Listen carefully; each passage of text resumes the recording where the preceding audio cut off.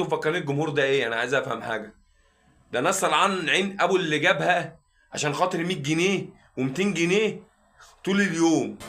عندنا 50 مليون اه، زملكاوي، قول يا حبيبي قول. لا يقل عن كده، ما بل اكتر. مم. انا لو في كمان قول. قرار من مجلس قول. الاداره طبعا فل. وموافقه من الشباب والرياضه والحاجات دي كلها، انا بتمنى وبمون على كل زملكاوي يدفع 100 جنيه بس. لو كل زملكاوي دفع 100 جنيه في حساب نادي الزمالك، احنا هيبقى عندنا 5 مليار جنيه. لو عندنا 5 مليار جنيه قول يا هتحط حبيبي. وديعه يا في البنك، سلام. نادي الزمالك مش هيقدر. هو انتوا مفكرين الجمهور ده ايه؟ يعني سواء جمهور اهلي او سواء جمهور زمالك، انتوا مفكرين الجمهور ده ايه؟ انا عايز افهم حاجه. ده ناس طلعان عين ابو اللي جابها عشان خاطر 100 جنيه و200 جنيه طول اليوم.